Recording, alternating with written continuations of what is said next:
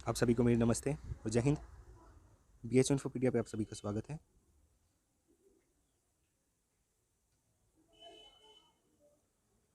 तो जैसा कि हमने रीजनिंग की प्रिपरेशन जो है स्टार्ट कर दी थी और हमने रीजनिंग में आपको चैप्टर वाइज जो है प्रिपेयर करवाना है। पहला चैप्टर जो हमने किया था सीरीज से रिलेटेड सीरीज टेस्ट रीजनिंग का, तो उसके अंदर हमने जो है इसको दो पार्ट में डिवाइड कर दिया था। पहला हमने नंबर सीरीज़ और दूसरा अल्फ़ाबेट जो इंग्लिश अल्फ़ाबेट होते हैं उसकी सीरीज़।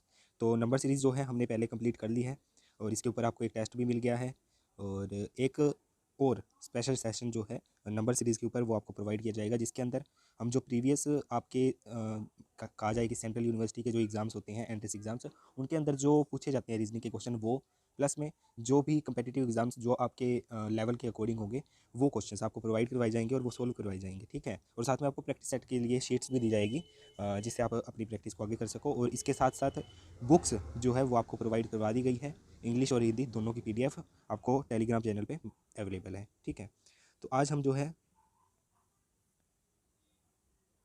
आगे इसको करते हैं, हमारी सीरीज़ वाले चैप्टर को आगे बढ़ाते हैं। देखिए अल्फ़ाबेट क्या होते हैं। अल्फ़ाबेट आपको पता है हिंदी में इसको कहते हैं वर्णमाला। ठीक है, अभी हिंदी में लिखा नहीं जाएगा मेरे से। ठीक है, तो अल्फ़ाबेट होते क्या हैं, अगर एक मैं सिंगल लाइन में आपको एक परिभाषा देना चाहूँ तो हम ये कह सकते हैं कि छोटे से मतलब हम जो बोलते हैं, मतलब जो हमारी ध्वनि होती है उसको ध्वनि किस चीज़ के लिए होती है, हमारे भाव को एक्सप्रेस करने के लिए होती है। ठीक है, हालांकि ये परिभाषा आपके काम की नहीं है, मैं सिर्फ आपको बता रहा हूँ। ठीक है, तो अल्फ़ाबेट जो है वो छोटी से छोटी यूनिट होती है, ध्वनि की सबसे छोटी यूनिट होती है। और उन्हीं जो फिगर्स होते हैं, अक्षर भी कह सकते हैं हम, ठीक है, वर्ण भी कह सकते हैं, तो इनका जो समूह होता है उसको वर्णमाला कहते हैं। सिंपल सी बात है, इसे ज़्यादा कोई लंबी चौड़ी बात नहीं है। ठीक है, तो हमें जो हमारी रीजनिंग के अंतर्गत है अल्फ़ाबेट्स वो है इंग्लिश के अल्फ़ाबेट्स। ठीक है, इंग्लिश अल्फ़ाबेट यानी जो हम बचपन से पढ़ते हैं या A to Z हम जो पढ़ते हैं, ठीक है, जेड तक, तो ये टोटल जो होते हैं 26 होते हैं, ये होते हैं इंग्लिश अल्फ़ाबेट। तो इसके ऊपर हमारे जो रीजनिंग का एप्टीट्यूड टेस्ट के अंदर जो रीजनिंग आएगी उसके अंदर काफ़ी अच्छे अच्छे क्वेश्चन देखने को मिल सकते हैं। ठीक है, तो हम इसी को एज अ सीरीज़ लेके चलेंगे। ठीक है, सीरीज़ यानी श्रृंखला। और हालांकि सीरीज़ के अलावा भी आपको कुछ और तरह के क्वेश्चन जो है इसमें देखने को मिल जाएंगे, जो जैसे जैसे हम आगे करवाएंगे तो आपको पता लगता जाएगा। ठीक है, तो आगे चलते हैं। देखिए सबसे पहले तो आपको जो चीज़ें ध्यान रखनी है वो मैं बता रहा हूँ, बेसिक से मैंने सारी स्लाइड ऐड की हुई है। ठीक है, जो चीज़ें आपको ध्यान रहनी चाहिए अल्फ़ाबेट के क्वेश्चन सोल्व करने से पहले जो आपको पता होना चाहिए वो चीज़ें हैं ये सभी। सबसे पहली बात तो ये कि अभी मैंने आपको बताया कि A से लेकर और Z तक 26 जो है अल्फ़ाबेट्स, 26 वर्ण जो है हमारे पास अवेलेबल है इंग्लिश अल्फ़ाबेट्स में। और इन सभी को अगर हम नंबरिंग देते हैं तो नंबरिंग आपके सामने जैसे लिखी हुई है, ये नंबरिंग इनकी रहती है। ठीक है, इस नंबरिंग के बीच में कोई दो राय नहीं है, ये यूनिवर्सल है। ठीक है, तो A1 B2 इस तरह से लेके C जो है 26 तक जो है Z लास्ट होता है हमारा अल्फ़ाबेट। तो ये जो चीज़ है आपको ऐसा नहीं है कि आप इसे देखोगे और अभी आपको याद हो जाएगा कि भैया O15 पे है, X24 पे है या T20 पे है। ठीक है, तो बस आपको एक मैंने सिर्फ आपका ये बताने का मकसद ये था कि आपको पता लग जाए कि सिर्फ एज अ नंबरिंग हम इसे 26 तक देख सकते हैं। इसके बाद में एक और चीज़ ये है कि जो अल्फ़ाबेट्स है 26, इनके अंदर दो चीज़ें हैं। क्या क्या है वो चीज़ें? एक चीज़ तो है वोवल्स यानी स्वर, जो जिनकी संख्या 5 है, ये लिखे हुए हैं आपके सामने। और दूसरे हैं कॉन्सोनेंट यानी व्यंजन। जैसे आपने हिंदी और इंग्लिश बचपन में पढ़ी हुई है, बचपन से आप ये चीज़ें पढ़ते आ रहे हो कि ये स्वर है, ये व्यंजन है, वगैरह वगैरह। अब इतना तो मुझे भी नहीं ध्यान कि क्या होता है क्या नहीं होता। ठीक है, अब मैं वोवल्स की बात कर लेता हूँ। वोवल्स देखिए A E I O U sound बनाने के लिए जो किसी भी अगर आप कोई भी वर्ड देखोगे, इस साउंड वर्ड को ही देख लीजिए, इसके बीच में आपको दो O और U दो वोवल्स दिख रही हैं। तो मेरा कहने का मतलब ये है कि वोवल्स होते क्या हैं। एक मिनट इसको इरेज कर लेते हैं। वोवल्स क्या है? वोवल्स या मैंने परिभाषा लिखी हुई है, कोशिश की है एक लाइन में लिखने की, समझ आई तो ठीक है। तो vowels are the alphabets that are used in the structure of all English word. यानी अगर आप खुद देखोगे, आपको कोई भी इंग्लिश वर्ड उठा, आप खुद का नाम ही देख लीजिए चाहे, ठीक है, कोई भी इंग्लिश वर्ड उठा के देख लीजिए, वर्ड ही देख लेते हैं हम, तो आपको ऐसा कोई वर्ड नहीं दिखेगा जहाँ पे कोई आपको अल्फ़ाबेट ना दिखे। बिना अल्फ़ाबेट के कोई शब्द आपको दिखेगा तो या तो वो प्रोनाउंस नहीं किया जा सकेगा या फिर उसका वो मीनिंगलेस होएगा। ठीक है, और हालांकि इसमें भी अपवाद रहेंगे, लेकिन आपको इतना आगे जाने की लोड़ नहीं है, ज़्यादा जानने की कोई ज़रूरत नहीं है। अभी अभी के लिए सिर्फ आपको ये बताना चाह रहा हूँ मैं, इसको इरेज कर देता हूँ। अभी के लिए मैं आपको ये बताना चाह रहा हूँ कि ये 5 साउंड है। जिस तरह से मैंने आपको नंबर सीरीज़ में एक स्पेशल स्ट्रक्चर कराई थी 2 3 5 7 11 वाली, वो क्या थे? प्राइम नंबर थे वो, उसके ऊपर सीरीज़ के क्वेश्चन बने थे। उसी तरह से A E I O U में ये जो संख्याएं हैं ये भी याद रखना। ए 1 पर आता है, उसके बाद ई की बात करें तो ये 5 पर आता है, आई 9 पर आता है, ओ 15 पर आता है और यू 21 पर आता है।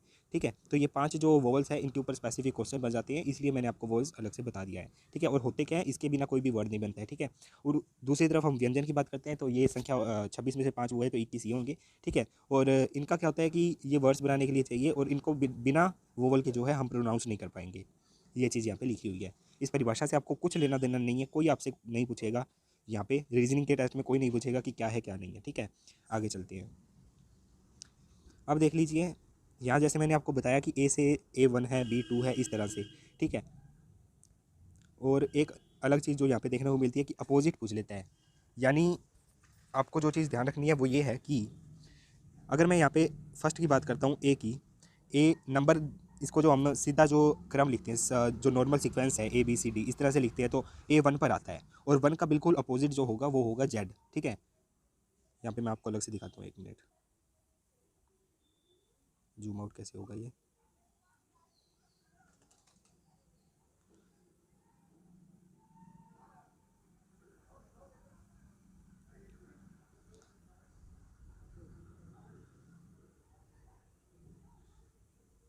ये देखिए, यहाँ पे मैंने दिखा रखा है opposite alphabet of each alphabet. तो यहाँ पे कुछ स्पेसिफिक सीधे क्वेश्चन बन जाते हैं। ठीक है, कि अपोजिट हमें किसी एक अल्फ़ाबेट को पता कर लिया जाता है और उसका हमसे अपोजिट पूछा जाता है। तो यहाँ पे आपको जो चीज़ें देखनी है आप इसको 2 भागों में बांट सकते हैं। देखिए, ए से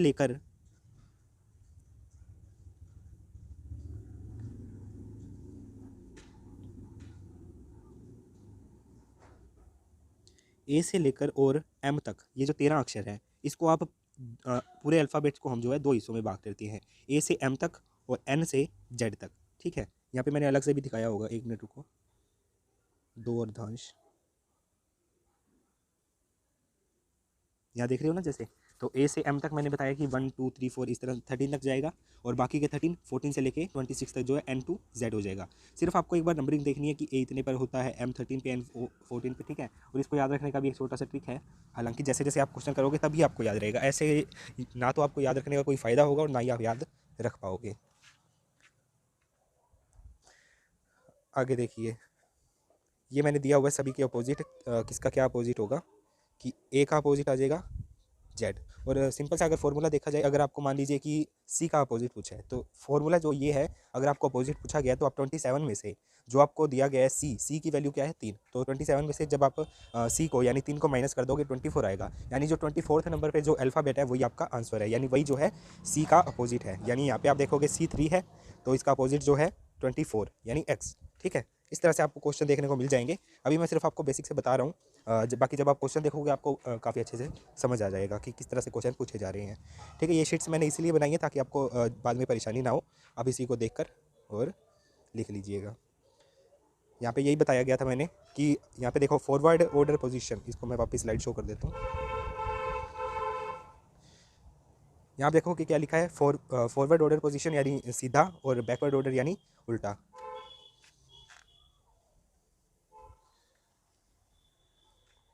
तो ए का 1 है, इसका अपोजिट जो होगा 27 में से आप घटाओगे, सिंपल सी बात है, आप 27 में से घटा दो वो आ जाएगा। ठीक है, ए का उल्टा आ जाएगा 26 यानी जेड आ जाएगा। इसी तरह से आप सारे कर सकते हो, बी का 25 आ जाएगा, सी का ये आ जाएगा। ठीक है, आगे देखिए,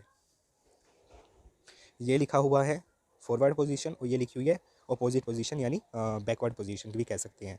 तो ए का अपोजिट जो है 26 होगा, 26 यानी जेड होगा। इस तरह से आप कर सकते हो, ये आमने सामने लिखे हुए हैं। ठीक है, 13 का 14, 14 का 13, इस तरह से।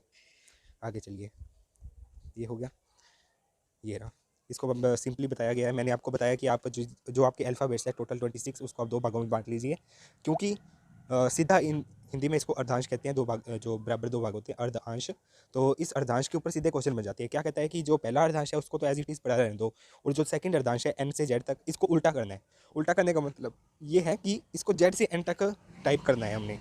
ठीक है, तो इस तरह से सीधे क्वेश्चन बन जाते हैं। आप इसको एक बार देख लीजिएगा तो आपको समझ आ जाएगा कि ए जो है वो 1 पे है, उसका जो अपोजिट होगा वो 26 होगा। ए का जेड हो गया, बी का जेड से पहले वाला वाई हो गया, सी का एक्स हो गया, डी का डब्ल्यू हो गया, ई का वी हो गया। ठीक है, एक चीज़ और मैं आपको दिखा देता हूँ कि आपको अगर आप चाहो कि आपको याद हो जाए तो, बाकी आपको पहले मैं कुछ टर्म्स बता देता हूँ। यहाँ पे मैंने स्लाइड डाली हुई है।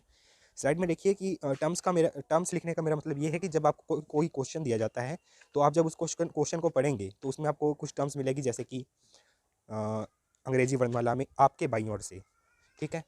मैं पूरा क्वेश्चन नहीं बोल रहा, सिर्फ आपको टर्म्स क्या है उस चीज़ को समझाने के लिए क्वेश्चन बोल रहा हूँ कि अंग्रेजी वर्णमाला में आपके बाईं ओर से इतनेवां अक्षर कौन सा होगा, या फिर इस अक्षर के बाईं या दाईं ओर इतनेवां अक्षर कौन सा होगा। तो इस बाएं या दाएं को समझने के लिए जो भी क्वेश्चन में टाइप किया होगा उस क्वेश्चन को समझने के लिए आपको कुछ टर्म्स मैं बता देता हूँ। सबसे पहले तो सबसे सिंपल चीज़ जो है वो ये है कि एक तो लिखा होता है अंग्रेजी वर्णमाला क्रम। जब आपको दे दिया जाए कि कोई सीरीज़ अंग्रेजी वर्णमाला क्रम में है तो इसका मतलब है कि वो सीधे क्रम में है। यहाँ पे या तो लिखा होगा कि सीधे क्रम में है या फिर लिखा होगा कि अंग्रेजी वर्णमाला क्रम में है। जब अंग्रेजी वर्णमाला क्रम लिखा हो तो इसका मतलब ये है कि वो ए से जेड की तरफ एज इट इज़ लिखा हुआ है, ABCD ऐसे करते करते जेड तक है। और जब लिखा जाए कि अंग्रेजी वर्णमाला के विपरीत क्रम में है तो वो जेड से ए की तरफ होगा, ठीक है। जेड वाई एक्स इस तरह करते करते ए। तो ये जो विपरीत क्रम वाला है इसमें क्या हो जाएगा, इसमें हम काउंटिंग करेंगे उल्टी, यानी Z number 1, Y number 2, X number 3, इस तरह से आपको जो है देखने को मिलेगा। तो आप ये सिर्फ अब अभी के लिए आपको क्या करना है, सिर्फ इस टर्म को समझना है जो मैं आपको टर्म्स बता रहा हूँ कि जब लिखा हो कि अंग्रेजी वर्णमाला क्रम, उसका मतलब ये है कि सीधा सीक्वेंस लिखा हुआ है। जब कहा जाए कि अंग्रेजी वर्णमाला के विपरीत क्रम में, इंग्लिश में भी मैं आपको दिखा दूंगा, मैंने आगे क्वेश्चन लिखा है वो इंग्लिश और हिंदी दोनों में है, ठीक है, उसके लिए आप परेशान मत होइए। तो विपरीत क्रम यानी अपोजिट सीक्वेंस में लिखा हो तो उसका मतलब जेड से ए की तरफ है, और गिनती भी उसी तरह से करनी है, जेड 1 हो गया, भाई ये हो गया, ठीक है। आगे देखिए कुछ और टर्म्स। अब मैं जैसे आपको बता रहा था कि क्वेश्चन में ऐसे लिखा होगा आपके बाईं से दाईं, या ठीक है। मान लीजिए आपको एक क्वेश्चन मिल गया, उसमें लिखा हुआ कि अंग्रेजी वर्णमाला क्रम दिया हुआ है एक, यानी सीधा क्रम दिया हुआ है, उसमें आपके बाएं से, ठीक है, वहाँ पे लिखा होगा कि आपके बाएं से। आपके बाएं का मतलब ये है, मैं आपको 1 मिनट सीरीज़ दिखाता हूँ तब आपको ज़्यादा समझ आएगा। ये रहा, मान लीजिए कि ये एक सीरीज़ है, ये ए से जेड तक चल रही है, ठीक है। तो ये क्या अंग्रेजी वर्णमाला क्रम है। अब हम मान लीजिए यहाँ पे हैं, तो हमेशा आपको एक चीज़ देखनी है कि जो ये आपका राइट साइड है वो तो राइट साइड होगा और जो लेफ्ट है वो लेफ्ट होगा। आपको ये एल और आर याद रखना है, ये बाईं तरफ है और ये जो है दाईं तरफ है।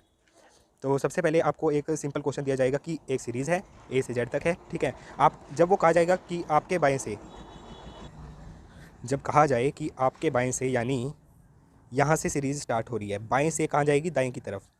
ये बायां है, ये है ना बायां, तो बाएं से का मतलब है बाएं से इस तरफ आगे जा रही है दाएं की तरफ।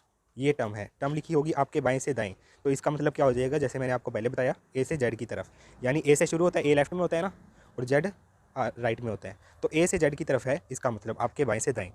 बिल्कुल कंफ्यूज मत होइए, आप सिर्फ एक बार सुन लीजिए, उसके बाद जैसे ही आप क्वेश्चन करेंगे तो आप उसको समझ जाएंगे आप कि उसमें कैसे क्या पूछा जा रहा है और क्या नहीं पूछा जा रहा है।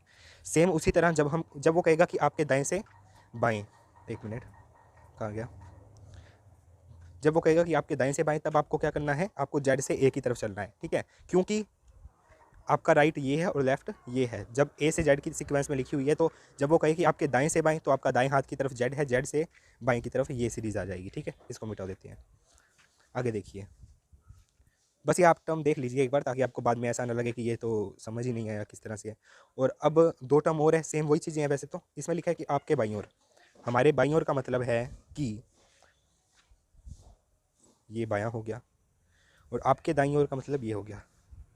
कोई क्वेश्चन दिया हुआ, मान लीजिए, 1 मिनट, हम किसी स्पेसिफिक, मान लीजिए कि हम टी पर हैं, मान लीजिए ये सीरीज़ है आपकी, ठीक है, आर और एल ये है, याद रखना ही, आपको याद क्या रखना है, ये तो होता ही है। तो मान लीजिए टी एक स्पेसिफिक हमारे पास जो है ऑब्जेक्ट टर्म दी हुई है। जब उसमें बाईं ओर पूछा जाएगा, तो यानी मान लीजिए कि वो पूछ रहा है कि टी से बाईं ओर दूसरा अक्षर क्या होगा, तो यानी हम टी से इस तरफ देखेंगे, ठीक है, लेफ्ट की तरफ, यानी बाई तरफ देखेंगे, तो जो सेकंड टर्म होगी वो होगी टी के बाद एस और आर, यानी आर जो है वो सेकंड टर्म है टी के बाईं ओर। इसी तरह जब राइट साइड पे पूछा जाएगा कि आपके दाईं ओर या फिर किसी अक्षर के दाईं ओर, तो टी से हम राइट साइड पे चलेंगे, तब वो पूछ लिया मान लीजिए कि टी के बाद जो तीसरी टर्म है वो बताइए, तो वो हमारी डब्ल्यू आ जाएगी। इस तरह से आपको क्वेश्चन देखने को मिल सकते हैं। ये सिर्फ स्लाइड मैंने इसलिए ऐड की है ताकि आपको बेसिक आपका क्लियर हो जाए कि किस तरह से आपको वर्णमाला को ऑब्जर्व करना है, और किस तरह से आपको क्वेश्चन में लैंग्वेज देखने को मिल सकती है, क्या टर्म्स देखने को मिल सकती है, और उस टर्म्स का मतलब क्या रहेगा, ठीक है। और अर्धांश का मैंने आपको बता ही दिया है, 2 अर्धांश मान लीजिएगा आप इसे, वैसे तो इनके ऊपर सीधे क्वेश्चन बन ही जाता है। आगे चलिए, अब मैंने बताया था कि आपको अब ए से जेड तक आपको पता है कि 26 अक्षर होते हैं, तो वो जैसे जैसे आप डेली उसको देखेंगे, या मतलब कह सकते हैं कि आपकी नज़र में आते रहेंगे तो वो आपको क्लियर हो जाएगा, वो आपको याद नहीं रखना पड़ेगा। वो जैसे जैसे आप जैसे ये चैप्टर क्लियर करोगे, क्वेश्चन करोगे सोल्व, तो आपके टिप्स पर हो जाएगी ये सब चीज़ें, ठीक है। अब एक सिंपल यहाँ पे, हालांकि ये जो मैंने लिया हुआ है ये बुक से ही लिया हुआ है, तो यहाँ पे इन्होंने एक दिया हुआ है, कह सकते हैं कि हमें एक फॉर्मूला दिया हुआ है नंबर याद रखने का कि ए से जेड तक नंबर कैसे देने हैं। तो आप एक सिंपल चीज़ याद रख सकते हैं, 5, 10, 15, 20, 25 यानी 5 का जो टेबल है। तो उसी तरह से EJOTY जो है यहाँ पे एक दिया हुआ है, यानी इससे क्या होगा कि 5 5 के डिफरेंस पे पहली चीज़ तो ये है, और जब हमें हर 5 में से कोई एक पता है तो हम उसके आसपास के जो है 1 2 या 2 3 जो भी टर्म्स होगी हम उसे पहचान सकते हैं। कैसे पहचानोगे, एक बार फिर से देखिए, EJOTY, ई की बात करें तो ई जो है ABCDE यानी 5 नंबर पर आता है। उसके बाद उसी तरह जे जो है वो 10 पर आता है, O 15 पर आता है। अब हम जाते हैं वापस अल्फ़ाबेट्स में, सिंपल जो लिखे हुए हों, कहाँ हैं, ये रहे, ठीक है। मान लीजिए ये नंबर नहीं लिखे हुए हैं अभी यहाँ पे, मान लीजिए आपको ई का पता था भैया 5 है, ठीक है, और आपको ई के बाद FGHI ऐसे तो पता है, लेकिन उनका नंबर नहीं पता है। जब आपको ई का पता है 5 है, जे का पता है 10 है, तो आपके उसके आसपास के जो है, जैसे अगर आपको ई का पता है तो आप DF निकाल सकते हैं या उससे पहले वाले भी निकाल सकते हैं, ठीक है ना, जैसे C और G हो गया। तो ये सिर्फ एक दिया हुआ था याद रखने के लिए, ताकि आपको अगर आप कहीं फंस जाते हैं जल्दीबाजी, क्योंकि एग्ज़ाम में क्या होता है कि हम इतना दिमाग नहीं लगा पाते हैं। अब आप पहले वो लिखने लग जाओ, ए से जेड तक लिखो और फिर उसकी नंबरिंग लिखने लग जाओ और फिर एक एक अक्षर को चेक करो, तो वो नहीं हो पाएगा। तो इसलिए ये जो EJOTY वाला जो आपको फॉर्मूला दिया गया है, अच्छा है, शुरू शुरू में आपके काम आएगा, लेकिन बाद में आपको इसकी भी ज़रूरत नहीं पड़ेगी, आप खुद से सोल्व कर पाओगे उसे, ठीक है। 5, 10, 15, 20 और 25 ये वाले जो थे फॉर्मूले दिए हुए थे। आगे चलते हैं। वोवल्स का आपको बता दिया, कॉन्सोनेंट बता दिया, अपोजिट अक्षर बता दिए हैं कि किस तरह से अपोजिट होता है। अगर सिंपल आपको कुछ समझ ही नहीं आ रहा है कि आप पहले आपको एनालाइज नहीं कर पा रहे हो, तो आप क्या करोगे, सिर्फ 27 में से उस जो आपको टर्म पता है उसको माइनस कर दोगे, उसकी अपोजिट आ जाएगी, ठीक है। और ये आपको बता ही दिया है, सीधा क्रम, उल्टा क्रम, और इसको दो अर्धांश भी मान सकते हैं, ठीक है। कुछ टर्म्स आपको बता दी मैंने कि किस तरह से अर्धांश पे क्वेश्चन बनते हैं, क्वेश्चन करवाएंगे आपको, बस अभी आप इसको देखिए। ये कर रहे थे तो EJOTY का मैंने आपको बता दिया कि आप इससे टर्म्स याद रख पाएंगे, ठीक है, जो जब वर्णमाला सीधे क्रम में हो। ये रहा जो मैंने अभी आपको बताया था कि जब आपसे अपोजिट सीक्वेंस का पूछा जाए, कि मान लीजिए आपको ई दिया हुआ है, ई जो 5 होता है, ठीक है, और उसका आपसे अपोजिट पूछा गया, तो उसके लिए आपको क्या करना है, 27 में से माइनस कर देना है। आगे चलिए। अब वही चीज़ जैसे अभी मैंने पहले बताया कि क्वेश्चन आएगा, क्वेश्चन में कुछ लैंग्वेज होगी, क्योंकि देखिए सब चीज़ जो है वो क्वेश्चन में छिपी होती है। जब तक आप उस क्वेश्चन को नहीं पढ़ेंगे और आपको क्वेश्चन ही नहीं समझ आएगा, तो फिर आप क्या कर लोगे, आप सोल्व ही नहीं कर पाओगे उसे ना। तो उसी तरह से आगे मैं बताता हूँ, जैसे आपको मैंने पहले कुछ 5 टर्म्स बताई है कि इस तरह से आपकी बाईं ओर, या इस टर्म के बाईं ओर, इसकी दाईं ओर, ठीक है, या इतने नंबर पर, ये इस तरह की टर्म्स है। उसके बाद में एक और चीज़ है, जैसे मैंने बताया था आपको, दाईं ओर से एमवे अक्षर के बाईं एनवा अक्षर, यानी मैंने अभी आपको बताया, मैं उस पर दिखाता हूँ आपको सीरीज़ पे। आपको एक दिया हुआ है ए से जेड की तरफ सीक्वेंस दिया हो गया हुआ है। अब वो आपको कहेगा, क्वेश्चन ये है कि मेरा बाईं तरफ से, ठीक है, वो सीधा लिखेगा बाईं तरफ से, तो बाईं तरफ से का मतलब ये हुआ कि ए से आगे की तरफ पूछ रहा है वो, बाईं तरफ से 5वां बोल दिया मैंने, मान लो, तो बाईं तरफ से 5वां हमें पता चल जाएगा कि इस तरफ जब हम जाएंगे तो बाईं तरफ से 5वां जो हमें मिलेगा वो है ई, ठीक है। ये हुआ क्वेश्चन। क्वेश्चन में क्या पूछेगा कि एक सीरीज़ है ए से जेड की तरफ, वर्णमाला क्रम में है यानी सीधे क्रम में है, और बाएं से 5वां अक्षर, दो टर्म्स दिए, बाएं से 5वें अक्षर के दाएं से तीसरा अक्षर। हम एक एग्जांपल दे रहे हैं, बाकी मैं आपको दिखाऊंगा तब ज़्यादा अच्छे से समझ आएगा। बाएं से 5वां अक्षर हमें पता चल गया कि बाएं से 5वां अक्षर यानी ये एल है, ये आर है, तो बाएं से जब हम दाएं जाएंगे तो 5वां अक्षर एल है। अब इस टर्म, अब ये जो हमें ई मिला है, इसके ऊपर एक और टर्म दे रहा है, वो ये है कि 5वें अक्षर के दाईं ओर।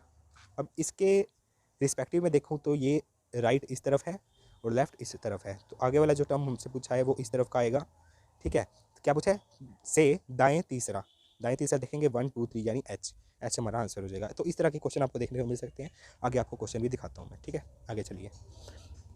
यहाँ पे आपको सिंपली एक बताया गया है, जब आपको राइट साइड से अक्षर दिया गया हो, मान लीजिए कुछ भी दिया गया है और उसके लेफ्ट पूछा गया, तो इस तरह से आप कर सकते हैं अलग अलग। मैं आपको अभी इसको नहीं समझाऊंगा, क्योंकि क्वेश्चन में आपको ज़्यादा अच्छा समझ आएगा, ठीक है। इसको आपको एज इट इज़ बस पढ़ा रहने देना है। आगे देखिए, ये आगे टाइप ऑफ क्वेश्चन। अब एक मिनट, मैं आपको समराइज़ कर देता हूँ इस सभी को। सबसे पहले तो देखिए, आपको समझना अल्फ़ाबेट क्या है, ठीक है। ए से जेड तक होते हैं, कितने होते हैं, 26 होते हैं। इसके अंदर 5 वोवल होते हैं, कौन कौन से, ए ई आई ओ यू, ठीक है। इन वोवल्स का क्या होता है कि इन वोवल्स के बिना दूसरा कोई वर्ड जो है वो प्रोनाउंस नहीं किया जा सकता, या फिर हम कह सकते हैं कि वर्ड बनाया नहीं जा सकता, और 25 जो है कॉन्सोनेंट होते हैं, पहली बात। दूसरी बात ये कि इन सभी का एक नंबर होता है, जैसे कि ए से जेड तक जो है 26 हमारे पास अल्फ़ाबेट्स हैं, तो उसी तरह से हम इनको नंबरिंग दी हुई है, ठीक है। उसके बाद मैंने आपको बताया, ये तो बता दिया कि अल्फ़ाबेट्स होते हैं और ये होते हैं, ठीक है।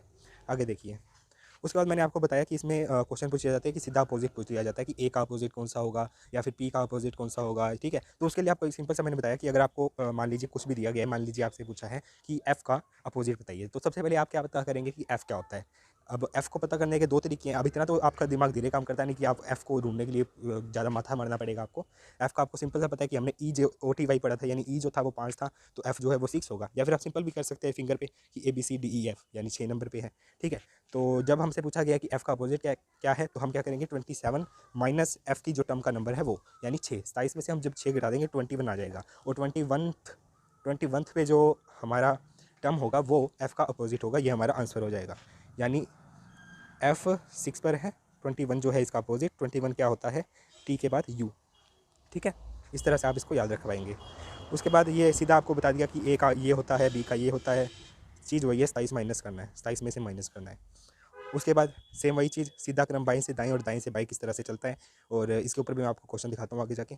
और ये मैंने आपको टर्म से समझाई कि किस तरह से अंग्रेजी 1 वाला क्रम इंग्लिश अल्फ़ाबेट सीक्वेंस बताया गया हो, इसका मतलब ये हुआ कि वो सीधे क्रम में लिखी हुई है, ए से जेड की तरफ लिखी हुई है, ठीक है। और जब कहा जाए कि विपरीत क्रम है तो जेड से ए की तरफ लिखी हुई है, तब जेड नंबर 1 पे आएगा और ए जो है वो 26 यानी लास्ट पे आएगा। आगे देखते हैं, ये मैंने आपको बताया कि क्वेश्चन आ गया, क्वेश्चंस में जो है टर्म्स दी होगी कि आपके बाएं से दाएं और इतनेवां नंबर क्या होगा, इतनेवीं टर्म क्या होगी, ठीक है। ये टर्म्स आपको समझाई, ठीक है।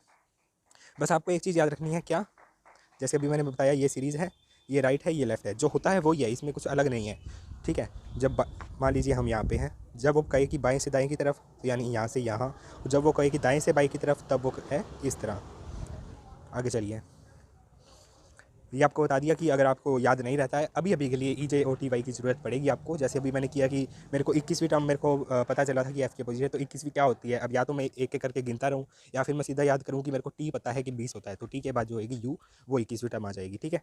और विपरीत का मैंने आपको बता दिया कि 27 में से माइनस करना है, और ये सोल्व करने के लिए एक सिंप्लीफाइड मेथड है, ठीक है। आगे देखिए, अब करते हैं हम क्वेश्चन की तरफ रुख अपना, और आज जो है हम ये आपको बेसिक समझाया, इसके बाद हम आपको कुछ मेरे ख्याल से 5 या 6 क्वेश्चन होंगे, ये आपको एज अ एग्जांपल मैं आपको दे रहा हूँ। इसके बाद नेक्स्ट सेशन में, नेक्स्ट वीडियो मेरे ख्याल से मैं आज या पहली बात तो मैं आपको कल ही दे दूंगा, क्योंकि हम ज़्यादा टाइम अपना वेस्ट नहीं करते, क्योंकि हमें स्टैटिक जीके और करंट अफेयर्स जो है उनको भी आगे बढ़ाना है, और मैथ का भी स्टार्ट करते हैं जल्दी ही।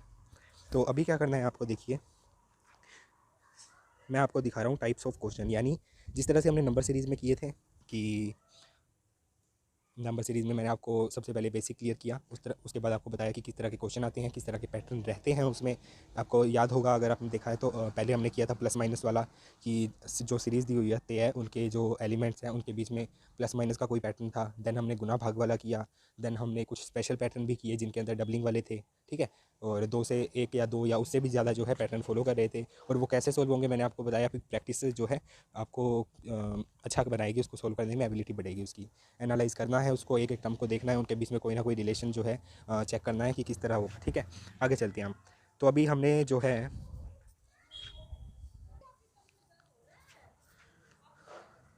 तो मैं आपको एक एक करके जो है अभी कुछ 5-6 तरह के क्वेश्चन दिखा रहा हूँ आपको, ठीक है। पहला क्वेश्चन देखिए कि यहाँ पे मैंने हेडिंग दी हुई है place and direction based question. देखिए place and direction based question का मतलब, जैसे कि अभी मैंने आपको समझाया, प्लेस का मतलब तो ये हो गया कि कोई स्पेसिफिक टर्म है, मान लीजिए टी, तो वो उसका जो प्लेस होगा वो हमने क्या पढ़ा हुआ है 20, टी जो है 20 पर, ये तो इसका प्लेस हो गया। एंड डायरेक्शन का मैंने आपको बताया कि मान लीजिए ये सीरीज़ दी हुई है ए से जेड की तरफ, ठीक है। तो यहाँ लेफ़्ट है, यहाँ राइट है, ये डायरेक्शन, यानी वो ये जो क्वेश्चन आएंगे डायरेक्शन बेस्ड या प्लेस बेस्ड, तो इससे हमें क्या पता चलेगा कि हम एक क्वेश्चन को देख के उसकी टर्म्स को देख ले कितना एनालाइज कर पाते हैं, ठीक है। और उसकी डायरेक्शन के हिसाब से और उसके प्लेस के हिसाब से हम उसके रिलेट कर पाते हैं दूसरी टर्म्स के साथ में, ये चीज़ है। अब आपको क्वेश्चन पढ़िए, देखिए क्वेश्चन में क्या लिखा हुआ है, इसको रेज कर लेते हैं। क्वेश्चन में क्या लिखा है देखिए कि सीधा क्रम में अंग्रेजी वर्णमाला श्रृंखला में बाईं ओर से 18वें वर्ण के बाईं ओर 7वां कौन सा वर्ण है। अब आपको क्या करना है, आपको इस पूरे क्वेश्चन को अच्छे से पढ़ना है। सबसे पहले तो आपको ये देखना है कि सीरीज़ क्या दी हुई है और उसमें सीक्वेंस क्या है। यहाँ पे इसने पहले वर्ड में ही लिख दिया कि सीधा क्रम, यानी ए से जेड की तरफ सीरीज़ लिखी हुई है और सीरीज़ किस चीज़ की, अंग्रेजी वर्णमाला की। ठीक है, यानी मैं यहाँ पे मान लेता हूँ कि ए से जेड की तरफ सीरीज़ लिखी हुई है। अब वो कह रहा है कि श्रृंखला में बाईं ओर से 18वां। अब फिर वही बात मैंने आपको अभी समझाया कि बाईं ओर का मतलब है कि यहाँ से इस तरफ जाना है। बाईं ओर से 18वां यानी जो ए फर्स्ट है तो इसी तरह जो 18वां आएगा वो कितना होगा। अब 18वां हमें चेक करना है तो मैं उँगलियों पे गिनूँ कि A1 है, B2 है, C3 है और या फिर उसके अलावा मेरे पास एक दूसरा चारा ये है कि टी मैंने पढ़ा था कि EJOTY में टी जो है वो 20 नंबर पे है। टी से दो पहले वाला यानी टी से पहले एस आता है और एस से पहले जो है आर आता है, यानी 18 नंबर जो है ये आर हो जाएगा। आर अल्फ़ाबेट, ठीक है, ये आर जो है ये राइट है और ये आर अल्फ़ाबेट है, यानी 18। अभी हमें यहाँ तक का पता चल गया कि इस क्वेश्चन में जो बाईं ओर से 18वां पूछ रहे हैं वो है आर। अब इसके बाद का जो क्वेश्चन है 18वें अल्फ़ाबेट के बाईं ओर 7वां। मैंने आपको बताया कि जब आपको कोई स्पेसिफिक टर्म पता चल जाए, ये हमें पता चल जाए कि आर है या फिर 18 नंबर का है, तो अब इसके रिस्पेक्टिव में पूछ रहा है कि इसके बाईं ओर 7वां कौन सा वर्ण है। अब मैं स्पेसिफिक टर्म की बात करूँ तो इसके इस तरफ तो वही सेम राइट है, इस तरफ लेफ्ट है, तो अब हमें इस तरफ जाना है और एक बार इसको मैं वापस जो है इरेज कर देता हूँ। ठीक है, ए से जेड की तरफ है और बीच में हमको मान लीजिए आर मिला है 18। ठीक है, ये 18 मिल गया। अब उसने पूछा कि 18 के, ये लेफ्ट है, 18 के लेफ्ट और बाईं ओर लिखा है ना 7वां कौन सा वर्ण है, तो हम जो है इस तरह से 7th जो है टर्म निकाल लेंगे या फिर 18 में से 7 जो है हम माइनस कर देंगे, तो यानी 11th टर्म जो है वो हमारा आंसर आ जाएगा। और 11th टर्म क्या होगी, 11th टर्म होगी के क्यों होगी 11th टर्म, क्योंकि 10th टर्म जो है वो हमने पढ़ा था जे होती है और जे के बाद जो है के आता है। तो इस तरह से जो है आप इस क्वेश्चन को सोल्व कर पाएंगे। सिंपल वही जैसे पहले बताया कि आपको स्टेप वाइज करना है हर क्वेश्चन को। सबसे पहले आपको क्वेश्चन को देखना है, क्योंकि ये जो क्वेश्चन है अल्फ़ाबेट्स वाले या कोई भी आप देख लीजिए, रीजनिंग में जो है आप जब तक उस क्वेश्चन की लैंग्वेज को नहीं समझ पाएंगे, क्वेश्चन को नहीं समझ पाएंगे, उसके टर्म्स को नहीं समझ पाएंगे, तब तक आप उसको सोल्व नहीं कर पाएंगे। ठीक है, तो मेन चीज़ आपको याद रखनी है कि सबसे पहले आपको देखना है कि क्रम क्या है, उसके बाद देखना है कि कौन सी टर्म पूछी गई है और उस टर्म के रिगार्डिंग आगे कौन सा पूछा गया ये आपको चेक करना है। ठीक है, आगे एक और क्वेश्चन देखते हैं। ये देखिए सिंप्लीफाइड किया हुआ है, सिंपल क्वेश्चन लिखा है कि अंग्रेजी वर्णमाला में आई अल्फ़ाबेट के दाईं ओर 7वां अक्षर क्या होगा। सीधा लिखा है अंग्रेजी वर्णमाला में यानी ए से जेड की तरफ लिखा हुआ है। ठीक है, बीच में ये कह रहा है आई। अब आई जो है कैसे पता करूंगा मैं कितने नंबर पे है, या तो मैं फिंगर टिप से गिनूँ ABCDEFGH यानी 9 नंबर पे होगा, या फिर मैं क्या करूँ कि जे मेरे को पता है भैया, अभी हमने पढ़ा था EJOTY, तो जे जो है वो 10 नंबर पर था, तो आई जो है वो जे से 1 नंबर पहले आता है, यानी 9 नंबर जो है वो आई हो जाएगा। देन अब उसने पूछा क्या है, दो टुकड़ों में बांट दिया क्वेश्चन को। पहला तो ये है कि आई जो है वो हमें पता चल गया 9वें पे है। अब 9 के रिगार्डिंग यानी इस आई के रिगार्डिंग उसने पूछा है कि आई के दाईं और 7वां अक्षर। अब आई के दाई कौन सा होगा, ये दाहिना तरफ यानी राइट साइड पे।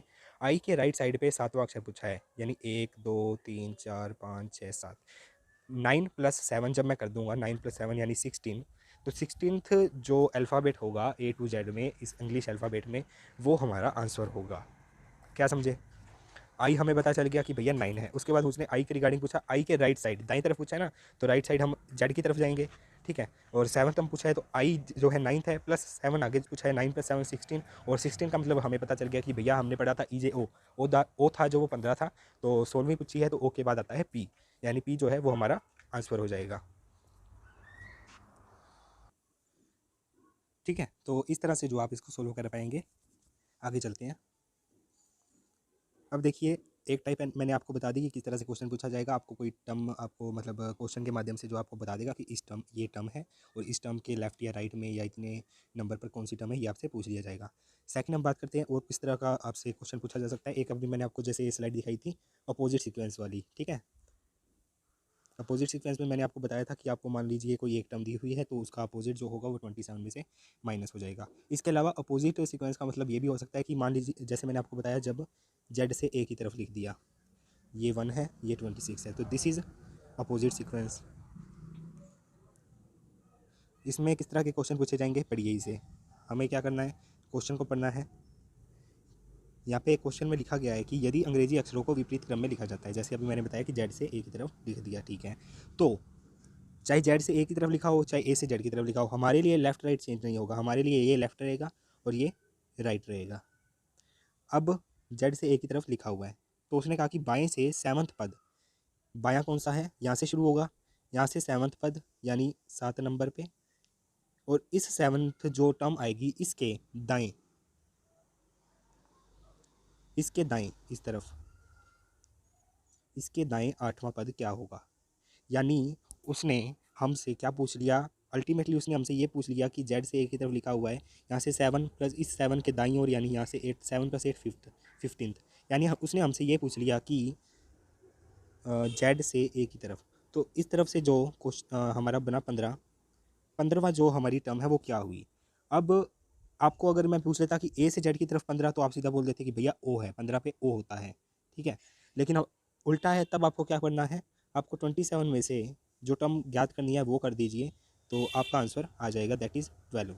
यानी जब आप सीधे क्रम में 12th टर्म जो वो देखेंगे वो ही 15th टर्म होगी उल्टे क्रम में। नहीं समझे, वापिस समझाते हैं, 1 मिनट रुकिए। मैंने कहा ए से जेड की तरफ लिखा हुआ है,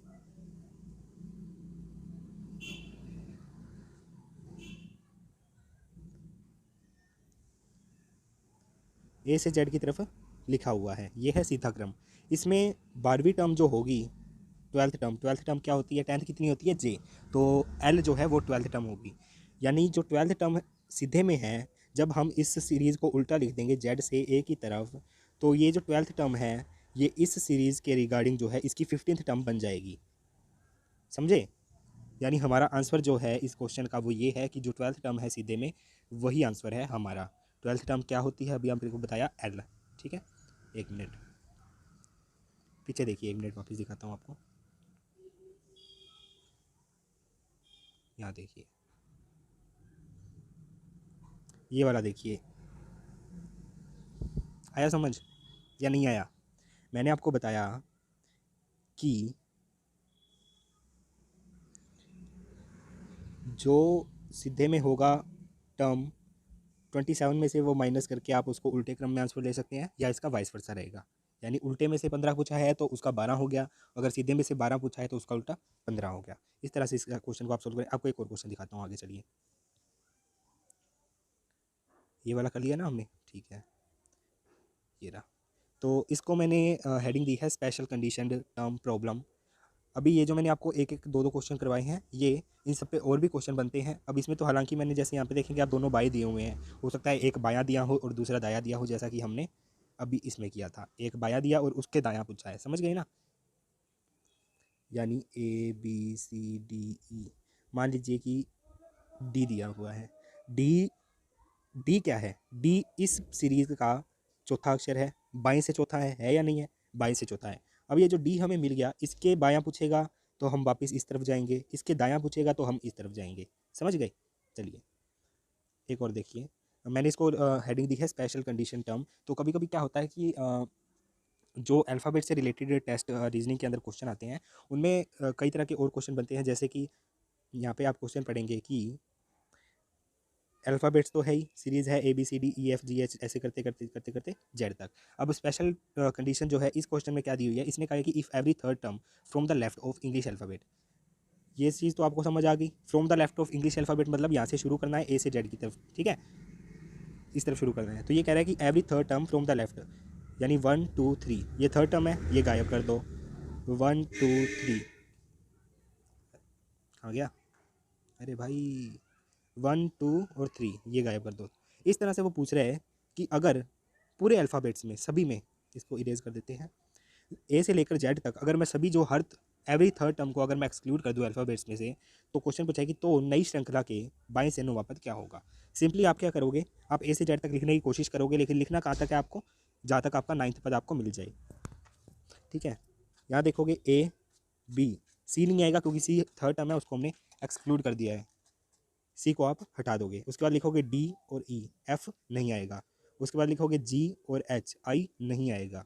जे और के, एल नहीं आएगा। एम और एन, इतना लिख लीजिए एक बार, क्योंकि इतने में अगर हमारा क्वेश्चन पूरा होता है तो हम उसे कर देंगे। क्वेश्चन क्या है, बाईं से नौवां पद पूछा है, 2 3 4 5 6 7 8 9, यानी अब हमारा जो 9th टर्म न्यू सीरीज़ में पूछा है ना, न्यू सीरीज़ कैसे बनी है, थर्ड टर्म को एक्सक्लूड करके। हर थर्ड टर्म को एक्सक्लूड करने के बाद जो सीरीज़ बनी है उसमें हमसे पूछा है 9th टर्म क्या है, दैट इज़ एम। तो एम जो है हमारा आंसर हो जाएगा। इस तरह के क्वेश्चन को मैंने स्पेशल कंडीशन क्वेश्चन में डाला गया है, ठीक है। तो इस तरह से आपको एक नया पैटर्न मिल गया कि किस तरह का क्वेश्चन आपको देखने को मिल सकता है अल्फ़ाबेटिकल सीरीज़ में या अल्फ़ाबेटिकल टेस्ट में रीजनिंग के, ठीक है। आगे चलते हैं। एक और मैंने जहाँ भी मैं अपनी पीडीएफ में, अपनी पीपीटी में ये रेड डॉट आपको देखने को मिल जाए तो समझ जाइएगा कि अब वोकाल आ गया है। वोकाल का मतलब है कि एक अच्छा क्वेश्चन आ गया है, जो एक कह सकते हैं अच्छे लेवल का क्वेश्चन है, और अगर आपका बेसिक क्लियर है तो आप उसको कर पाएंगे। ये अभी मैं सिर्फ आपको पैटर्न दिखा रहा हूँ कि किस तरह के क्वेश्चन है। ये क्वेश्चन पढ़िए, सीधा मैंने यहाँ से कॉपी पेस्ट किया हुआ है बुक में से। वैसे तो ये कहाँ पे आया हुआ है, IBPS क्लर्क, ठीक है, उससे आपको कोई मतलब नहीं है, चाहे IBPS में आया हो चाहे UPSC में आया हो। UPSC का तो पता नहीं आता है, नहीं आता, इतना तो ज्ञान है नहीं। आगे चलिए, तो यहाँ पे जो क्वेश्चन है इसमें दिया हुआ है, इस क्वेश्चन को पढ़िए। सबसे पहले क्या कहा गया है, मैंने इसको वर्डल नाम दिया है, क्यों दिया है यह भी आपको पता चलेगा। यहाँ लिखा है कि शब्द डिक्लेयरिंग, DECLARING, ये सभी अल्फ़ाबेट से अलग अलग। तो इस शब्द में अक्षरों के ऐसे कितने युग्म हैं, यानी वो पूछ रहा है कि युग्म का मतलब क्या होता है, जोड़ा, दो का जोड़ा। तो मान लीजिए D और E है, C और L है, तो ये दो दो के क्या हैं, जोड़े हैं। तो वो पूछ रहा है ऐसे दो जोड़े कितने हैं जिनमें प्रत्येक के मध्य उतने ही अक्षर हैं जितने की अंग्रेजी वर्णमाला श्रृंखला में उनके मध्य होते हैं। मैंने पढ़ा, कुछ समझ नहीं आया क्या कहा, ऊपर से एक कान से सुना दूसरे कान से निकल गया। नहीं आएगा क्योंकि, अभी रुकिए 1 मिनट, मेरे को वापस आपको अल्फ़ाबेट्स दिखाने दीजिए। यहाँ देखिए, अगर मैं यहाँ पे आपको कहूँ कि A और C के बीच में एक अक्षर है, कि कौन सा है वो, B, यानी A और C के बीच में कितने अक्षर हैं, एक अक्षर है। तो इसका मतलब तो ये हो गया कि जो अंग्रेजी वर्णमाला है, अंग्रेजी अल्फ़ाबेट्स है, उनके बीच में A और C के बीच में एक एक का डिफरेंस है। उसी तरह से अब जो हम क्वेश्चन कर रहे हैं उसके अंदर उसने पूछा गया है कि ये जो आपको मैंने वर्ड दिया है डिक्लेयरिंग, इसके अंदर ऐसा जोड़ा कौन सा दिख रहा है, यानी कोई भी दो अक्षर, मान लीजिए यहाँ पे आपको मैं, हाँ पहला ही देख लीजिए, D और E दिया हुआ है। D और E, जब आप इसको अल्फ़ाबेट में देखेंगे D और E को, तो D और E के बीच में कुछ भी नहीं है, कोई डिफरेंस नहीं है, D के बाद सीधा E आता है। और सेम वही चीज़ इसी सीक्वेंस में यहाँ पे इस वर्ड के अंदर दी गई है, D और E की, इनके बीच में कोई डिफरेंस ये नहीं है। यानी हमें एक ऐसा जोड़ा मिल गया जो सेम एज हम अल्फ़ाबेट में पढ़ते हैं, उसी तरह उनके बीच में कोई डिफरेंस नहीं है, या उतना ही डिफरेंस है, ये कह सकते हैं। इसको मैं इरेज करता हूँ, एक और चीज़ देखते हैं। अगर मैं बात करूँ D और C की, तो यहाँ पे जो है C और D के बीच में एक अल्फ़ाबेट हमें दिख रहा है, ठीक है, जबकि ओरिजिनल जो अल्फ़ाबेट्स होते हैं उसमें C और D के बीच में कोई अल्फ़ाबेट नहीं होता है। यानी ये जो जोड़ा है ये वो जोड़ा नहीं है जिसके बीच में सेम का डिफरेंस होगा एज इन अल्फ़ाबेट्स। तो हमें इस क्वेश्चन में क्या करना है, हमें ऐसे ही युग्म देखने हैं, ऐसे ही जोड़े देखने हैं अल्फ़ाबेट्स के, जिनके अंदर उतना ही डिफरेंस हो जितना कि उनका as it is A to Z हमें अल्फ़ाबेट में देखने को मिलता है। इसे इरेज करके हम फिर से देखने की कोशिश करते हैं कि और ऐसे कितने मिल सकते हैं। हालांकि ये मैंने जो बुक ली हुई है इसमें पहले से सोल्व किया है, लेकिन उससे आपको कोई मतलब नहीं है, आपको क्वेश्चन को समझना है। उसके बाद में एक और हमें, जब हम अलग अलग क्वेश्चन को देख रहे थे तो D और E वाला देख लिया था, एक मिल गया था। उसके बाद हमने A और C देखने को मिला कि A और C है जो, इनके बीच में L दिया है, यानी एक जो है अल्फ़ाबेट दिया है। D और E के बीच में एक A और C के बीच में एक टर्म दिया है। और सेम यही चीज़ होती है अंग्रेजी अल्फ़ाबेट्स में नॉर्मल में, जब हम ABCD पढ़ते हैं तो हमें पता चलता है कि A और C के बीच में एक टर्म है, और यहीं यहाँ पे भी A और C के बीच में एक टर्म है। यानी हमें दो जोड़े मिल गए जिनके बीच में उतना ही डिफरेंस है जितना कि अंग्रेजी अल्फ़ाबेट्स में होता है। इस तरह से आपको जोड़े पता करने हैं, ठीक है, दो जोड़े मिल गए, इसको इरेज कर दीजिए। और देखिए C और E की बात करें तो नहीं, C और E के बीच में डिफरेंस है, होता है। A और C हमें पता चल ही गया। इसके अलावा और हम देखेंगे क्या, अब ये देखिए I और G देखिए, और I और L देखिए। I और G की बात करें तो जब आप अंग्रेजी अल्फ़ाबेट पढ़ेंगे आपको पता चलेगा कि FGHI, यानी G और I के बीच में एक डिफरेंस है, एक टर्म है। और सेम यहाँ पे भी है G और I, जो लास्ट में आप देख रहे हैं ING, तो G और I के बीच में एक टर्म है। और ऐसा ही होता है अल्फ़ाबेट्स में, यानी हमें तीन जोड़े मिल गए। एक और देखेंगे, I और L जो है इनके बीच में दो का डिफरेंस है। और जब हम I और L को अल्फ़ाबेट्स में देखते हैं A to Z में, तो वहाँ पे हमें पता चलता है कि I, J, K और देन L आता है, यानी उनके बीच में भी दो होता है, और यहाँ पे भी दो का डिफरेंस है। यानी हमें चार जोड़े मिल गए जिनके बीच में ऐसा सेम उतना ही डिफरेंस है जितना कि अल्फ़ाबेट्स में होता है। आगे देखेंगे क्या हमें और कोई जोड़ा देखने को मिलता है। D और E हो गया, और C और E के बीच में डिफरेंस होता है, C और D के बीच में नहीं। A और C हो गया, L और R, LMNOPQR, नहीं ये भी नहीं है। इसके अलावा I और L वाला हो ही गया, JKL। और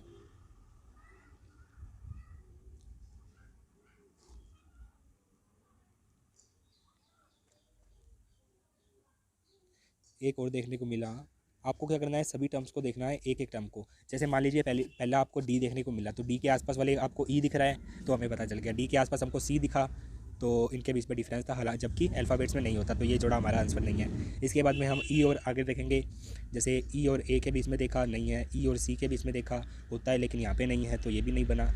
और लास्ट में देखेंगे जी और आई देखा हमने, एक का डिफरेंस था, सेम अल्फ़ाबेट में होता है, ठीक है। जी और एन के बीच में काफ़ी डिफरेंस होता है, यहाँ पे नहीं है। एल और एन के बीच में एक होता है, यहाँ पे 3 है, ये नहीं होगा, ठीक है। इसको इरेज करते हैं वापस। और एक जो हमें देखने को मिलेगा वो है ये जी और एल। जब आप जी से एल की तरफ काउंटिंग करते हैं, यानी अल्फ़ाबेट्स में देखते हैं, तो आपको दिखता है जी के बाद में एच, आई, जे और के, उसके बाद में एल आता है, यानी जी और एल के बीच में 4 टर्म्स हैं। सेम वही चीज़ यहाँ पे भी दी गई है कि जी और एल के बीच में 4 टर्म्स है, कोई ना कोई। तो यानी हमें जो है कितने जोड़े मिल गए, 5 जोड़े मिल गए, जिनके बीच में उतना ही डिफरेंस है, उतनी ही टर्म है जितनी की अंग्रेजी की अल्फ़ाबेट्स में होती है, ठीक है। यहाँ पे क्वेश्चन नीचे सोल्व किया हुआ है, साफ साफ लिखा हुआ है। एक डी और ई मिल गया, ए और सी मिल गया, उसके अलावा आई और जी मिल गया, उसके अलावा जी और एल मिल गया। इस तरह से जो है हमें 5 क्वेश्चन जो है देखने को मिल गए, 5 युगम मिल गए। तो अच्छा क्वेश्चन है, ऐसा क्वेश्चन भी बनता रहता है और आगे भी आपको देखने को ज़रूर मिलेगा। आगे चलिए। उसके बाद एक सेम वही मैंने रेड डॉट लगा रखा है, यानी अच्छा क्वेश्चन है, और ये पैटर्न जो है आपको प्रैक्टिस करनी पड़ेगी अच्छे से, और फिर आप इसको अच्छे से सोल्व कर पाएंगे। तो यहाँ पे क्या होता है, ये क्वेश्चन दिए होते हैं कि आपको कोई वर्ड दे दिया जाता है, मान लीजिए कि आपका नेम ही दे दिया, ठीक है। मान लीजिए आपका नेम है अजय, AJAY। तो उसमें इस क्वेश्चन में क्या कहा जाता है कि ये जो वर्ड है, इसके बीच की जो टर्म्स है, ए है, जे है, ए है और वाई है, ठीक है। इनको क्या करना है, आपको अंग्रेजी वर्णमाला क्रम में व्यवस्थित करना है, यानी इंग्लिश अल्फ़ाबेट्स सीक्वेंस में रखना है। यानी ए जो है वो सबसे पहले आता है, तो सबसे पहले हम ए लिखेंगे। उसके बाद कोई ऐसा वर्ड जो ए के बाद आने वाले हैं, उनको उसी सीक्वेंस में लिखते रहेंगे। जैसे हम मैथ्स में करते हैं ना, तो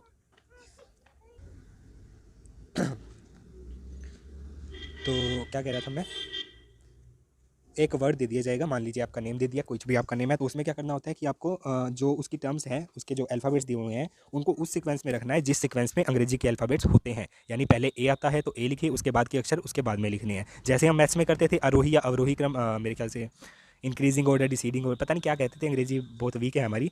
तो आरोही अवरोही क्रम में रखना होता था कि पहले छोटी संख्या, फिर बड़ी संख्या, फिर उससे बड़ी संख्या। तो वही चीज़ यहाँ पे कही गई है कि जो हमने वर्ड दिया गया है, आप सीधा क्वेश्चन देखिए। इसने क्या कहा कि मैंने एक वर्ड दिया आपको बैंकर। अब इसके जो अल्फ़ाबेट्स है, अल्फ़ाबेट्स क्या क्या है, बी है, ए है, एन है, के, ई और आर। तो इन सभी जो इस शब्द के जो ये अक्षर हैं या अल्फ़ाबेट्स हैं, इनको क्या करना है, आपको वन वाला क्रम में व्यवस्थित करना है, यानी ABCD इस सीक्वेंस में रखना है। यानी जो पहले आना है उसको पहले रखना है, और जो बाद में आना है जो उसको बाद में रखना है। जब हम इन शब्दों को वन वाला क्रम में व्यवस्थित करेंगे, तो वो शब्द क्या बनेंगे, ये बनेंगे सब। जब हम इस वर्ड को देखते हैं, सबसे पहले जो आना है वो ए है, ए के बाद में बी है, ठीक है। और इसके बाद में CD है नहीं, ई है। उसके बाद में के पहले आता है, देन एन आता है, देन आर आता है। तो उसी तरह से जब हम इसे लिखेंगे तो ये बन जाएगा। अब ये तो हो गया हमारा क्वेश्चन का पहला पार्ट। अब उसने पूछा क्या है, व्यवस्थित तो हमने कर लिया, अब उसने पूछा क्या है, ये देखिए आप। उसने पूछा है कि तब ऐसे कितने अक्षर हैं या ऐसे कितने अल्फ़ाबेट हैं जिनका स्थान अपरिवर्तित रहेगा। यानी ये कितने अक्षर थे, 6 थे ना, 1 2 3 4 5 और 6। तो इन 6 अक्षरों को जब आपने बनाया, रहेंगे तो ये 6 ही, लेकिन कितनों की जो कह सकते हैं कि प्लेस है जिनका सेम रहेगा। यानी जहाँ यहाँ देखोगे आप, पहले बैंकर था, अब ये बन गया, तो यहाँ पे आप देखोगे ये जो के है इसका स्थान वही रहा, 4 नंबर पे ही था, और आर जो है ये 6 नंबर पे है। तो ये वो 2 अल्फ़ाबेट्स है जिनका स्थान अपरिवर्तित रहेगा, और यही जो है हमारा आंसर है। एक बार फिर से क्वेश्चन को पढ़ लीजिए। ये कह रहा है कि ये शब्द दिया हुआ है बैंकर, या कुछ भी दिया हुआ है, आपका नेम दिया है या कोई भी दिया हुआ है, तो उसमें कहा गया है कि इसको वर्णमाला क्रम में व्यवस्थित करना है, यानी ए से जेड की तरफ जिस सीक्वेंस में आते हैं उस सीक्वेंस में लिखना है। तब ऐसे कितने अक्षर हैं, ऐसे कितने अल्फ़ाबेट हैं जिनका प्लेस जो है अनचेंज्ड रहेगा, और ये आपको पता चल गया। यानी ऐसे 2 अल्फ़ाबेट्स हैं जिनका जो प्लेस है वो अनचेंज्ड रहेगा, ठीक है। अच्छा क्वेश्चन है, और मैं आपको सिर्फ वो पैटर्न करवा देता हूँ यहाँ पे, जो आपके देखते ही आपको समझ आ जाए कि क्या करना है, कैसे करना है। अभी ये सिर्फ मैं आपको एग्जांपल दे रहा हूँ, प्रैक्टिस सेट मैं अलग से दूंगा, और अभी एक सेशन और लेंगे अल्फ़ाबेटिकल सीरीज़ का, ठीक है। लेकिन उस सेशन से पहले हमको रीजनिंग की जो नंबर सीरीज़ है उसको कंप्लीट करना है। तो इस तरह से आपको यहाँ पे मैंने 4 या 5 क्वेश्चन करवा दिए हैं, जिससे आपको ये पता चल गया है कि अंग्रेजी अल्फ़ाबेट इंग्लिश अल्फ़ाबेट से रिलेटेड रीजनिंग में, सीरीज़ में किस तरह के क्वेश्चन आपको देखने को मिल सकते हैं, और किस तरह से आप उसे सोल्व करोगे। ठीक है, आगे देखिए। अब ये सब तो थे एग्जाम्पल, आपको जो बेसिक सिखाया है उससे रिलेटेड। देन हम करेंगे एग्जाम्पल ओवरऑल के लिए। यहाँ पे मैंने 3 4 5 5 क्वेश्चन दिए हैं, इसमें से 4 क्वेश्चन मैं करवाने वाला हूँ और एक क्वेश्चन आपको होमवर्क मिलेगा। आप अगर सॉल्व कर पाते हो तो वीडियो के कमेंट में कर देना आंसर, और अगर नहीं होता है तो आप हमसे कंसल्ट कर लेना, क्योंकि अभी एक और सेशन होने वाला है तो हम अभी बहुत सारे क्वेश्चन इसके करवाएंगे। तो चलिए सीधा उदाहरण पे चलते हैं जल्दी जल्दी। पहला उदाहरण देखिए, एग्जाम्पल देखिए क्या लिखा है कि what is the 11th term left to the 19th term from left in English alphabet. मैंने इंग्लिश और हिंदी दोनों में इसलिए लिखा है क्योंकि आप अगर गौर से देखेंगे तो जब हिंदी में लिखते हैं यहाँ पे सीधा सीधा दिया है कि अंग्रेजी वर्णमाला है कोई, ये सीरीज़ है, इसमें 19वें पद के बाईं और 11वां पद क्या होगा, ये हमें समझ आ गया। लेकिन जब इसी चीज़ को आप इंग्लिश में लिखते हैं तो यहाँ पे क्या होता है, बाद वाली चीज़ पहले आती है और पहले वाली चीज़ बाद में आती है। यहाँ पे इसने लिखा है कि 11वीं टर्म क्या होगी, किससे 11वीं टर्म किससे पूछा है, 19वीं, यानी लेकिन पहले तो हमको 19वीं टर्म ज्ञात करनी होगी, तभी हम जो है 11वीं पद ज्ञात कर पाएंगे उससे रिलेटेड। तो इसलिए हम इसको सोल्व करते हैं आगे। तो सिंपल सी चीज़, सबसे पहले हमको क्या देखना है कि यहाँ पे दिया क्या गया है। इसने कहा है कि अंग्रेजी वर्णमाला में बाएं से 19वां पद, एक पार्ट ये है बाईं से 19वां पद, ए से जेड की तरफ। 19वें का मतलब बाएं से पूछा है, यानी नॉर्मली सीधा ही सीक्वेंस चल रहा है, ए से 90th टर्म। 90th टर्म क्या होगी, अभी आपको बताया EGOTY, टी होता है 20, तो टी से पहले वाला यानी एस जो है वो 19th टर्म आ गई, ठीक है। यानी अब हमें पता चल गया कि 90th टर्म तो है एस। और उसके बाद उसने क्या पूछा है कि ये जो एस या 90th टर्म है, इससे आगे और रिलेट किया गया है कि इस पद के इस टर्म के बाईं ओर, इसका बायां ये है और दायां ये है, सेम वैसे ही जैसे पहले हैं। तो जब इसके बाईं ओर पूछेगा, बाईं ओर कितने बार पूछा है, 11वां, तो आप क्या कर सकते हो, 19 में से 11 घटा सकते हो, उतने भी टर्म आपका आंसर यानी 8 जो है वो आपका आंसर आ जाएगा। या फिर आप सीरीज़ देख सकते हो ABCDEFGH, इस तरह से भी आप पीछे जा सकते हो। 19 से 11वां पद पूछा है तो 11 पीछे चले जाओगे आप, ठीक है। इस तरह से आप इसे कर सकते हो। तो आपका जो आंसर आ जाएगा 19 - 11 8, यानी H जो है वो आपका आंसर आ जाएगा। कहाँ गया, ये रहा, ठीक है। हमें पता चल गया कि A से Z की तरफ सीरीज़ है। 19 टर्म जो है वो S पता चल गई, और इससे बाईं ओर पूछी है 11वीं टर्म, तो हम क्या करेंगे 19 - 11 करेंगे, यानी 8 जो है हमारा आंसर आ जाएगा, और 8 टर्म जो होती है वो H होती है, ठीक है। आगे चलिए, सेम वही चीज़ है। सबसे पहले आपको क्वेश्चन देखना है क्या करना है इसमें। यहाँ के हिंदी में देखोगे क्या लिखा हुआ है कि अंग्रेजी अक्षरों के, यानी वही सेम चीज़ अल्फ़ाबेट्स में वर्णमाला क्रम में दाएं से 7वां, A से Z लिख लिया हमने। इसने कहा है कि दाएं से, पहले जो सिंपल टर्म हम पढ़ रहे थे वो थी बाएं से। बाएं का मतलब ये हमारा बायां, ये हमारा दायां। तो बाएं से का मतलब था A से Z की तरफ। अब वो कह रहा है कि दाएं से, दाएं से का मतलब है Z से A की तरफ, ठीक है। Z जो है वो हमारे राइट पे है ना, तो Z से दायां, दाएं तरफ जाएंगे, वो है क्या पूछा उसने, 7th पद। तो Z से आगे 7th टर्म जो है वो क्या आएगी, ये बताना है आपको। तो कहाँ पे थे अपने, आज बच्चों ने बहुत परेशान कर दिया है, इतनी बार तो कभी वीडियो को पॉज नहीं करना पड़ा, ठीक है। तो मैं ये कह रहा था कि इस तरह का जब आपको क्वेश्चन मिलेगा, उसने कहा गया है कि अंग्रेजी वर्णमाला है। अब उसने, मैंने आपको शुरू में टर्म्स बताई कि जब बायां कहेगा तो बाएं से दायां जाएगा, यानी A से Z की तरफ जाएगा। और जब उसने कहा है कि दायां, तो दाएं का मतलब है कि Z से A की तरफ, ठीक है। अभी आपको इससे अंग्रेजी वर्णमाला विपरीत क्रम है या ये नहीं, वो यहाँ पे मेंशन नहीं है। इसका मतलब है कि सीधी सीधी श्रृंखला है, यानी A से Z की तरफ ही लिखी हुई है। तो जब वो दाएं से 7वां कहेगा, यानी जेड से A की तरफ 7वीं टर्म हमें पता करनी है। उसके बाद उसने कहा है कि जो 7वां पद है, आपको मान लीजिए 7 टर्म मिल गई, और उसके बाद उसने पूछा कि उस 7 पद से, उस 7 टर्म से बाईं तरफ। अब इससे बाईं तरफ का मतलब है ये, यही होता है ना लेफ्ट। तो इससे 7th इस तरफ जाएंगे तो वो आ जाएगा बाईं से 11वां पद, यानी 7 + 11 18 आ जाएगा। यानी अब हमें अल्टीमेटली हमें करना क्या है, हमें ये करना है कि हमें जेड से पीछे की तरफ 11 + 7 18वां, जेड से पीछे 18वां पद हमें चेक करना है। और जब मैंने आपको बताया था कि अगर A से Z पूछता, ठीक है, तो A से Z पूछता तो 18वीं टर्म, 18th टर्म क्या आ जाती, 20th टर्म हमें पता है कि T होती है, तो T से पहले वाली आ जाती R, यानी R आंसर आ जाता। लेकिन अभी हमें Z से A की तरफ देखना है, तो हम क्या करेंगे, 27 में से माइनस कर देंगे 18 को, यानी 9th टर्म जो है वो हमारा आंसर हो जाएगा। आप खुद ही देखो ना, ये देखो कि अगर A से Z की तरफ लिखा हुआ है, टोटल आपको पता है 26 टर्म होती है, इसने 18 यहाँ पे पूछ दिए, तो बाकी पीछे जो बचेगी 9 टर्म आ जाएगी। 27 में से माइनस करेंगे 9th टर्म आ जाएगी। तो 9th टर्म होती क्या है, J से पहले वाली, यानी I, ठीक है। तो ये हमारा जो है आंसर आ जाए। ठीक है, तो आगे चलते हैं। तीसरा क्वेश्चन सेम भाई, क्वेश्चन पढ़िए आप क्या लिखा हुआ है। अब यहाँ पे इसने कहा है कि अंग्रेजी वर्णमाला जो है विपरीत क्रम में है, यानी जेड से ए की तरफ लिखी हुई है। वो कह रहा है कि तो अनुक्रम के इस सीरीज़ के बाएं से, यानी यहाँ से 22वां पद, यहाँ से 22वां पद है, ठीक है, उस पद के बाएं से, अब उस पद का बायां इस तरफ, उस पद के बाएं से 12वां, ठीक है। हम सबसे पहले क्या करेंगे, हम इसे इरेज करेंगे और यहाँ पे लिखेंगे विपरीत क्रम है, यानी जेड से ए की तरफ है।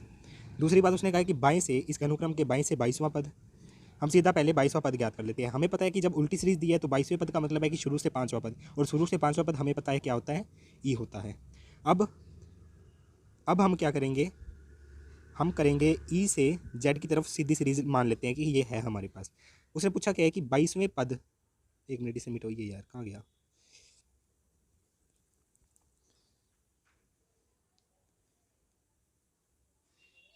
जेड से ए की तरफ था, 22वां पद पूछा, तो हमें पता चल गया कि भैया वो ई है, क्योंकि 27 माइनस 22 5, ठीक है, तो 5वां क्या होता है, ई होता है। अब उसने क्या पूछा है कि इसी अनुक्रम में ये जो हमें 22वां पद, यानी अभी सीधे में देखा जाए तो 5वां पद, यानी हमें ये जो टर्म मिली है ई, इस पद के बाएं, बायां ये है, दायां ये है, ठीक है, ये दायां है, तो बाईं ओर क्या पूछा है, बाईं से 12वां पद, इसके बाद का 12वां पद पूछा है। यानी अगर हम इसे एक सीधी सीरीज मान ले तो इसका मतलब ये होगा कि ई यानी 5 + 12, यानी 17वीं टर्म जो है वो हमारा आंसर आ जाएगा। और 17वीं टर्म होती क्या है ये आप बताएंगे हमें। ओ होता है 15, पी होता है 16, क्यू होता है 17, यानी 17 जो है ये हमारा आंसर आ जाएगा। और 17 का मतलब हो गया कि क्यू, ठीक है। इस तरह से आप इस क्वेश्चन को जो है सोल्व कर पाएंगे।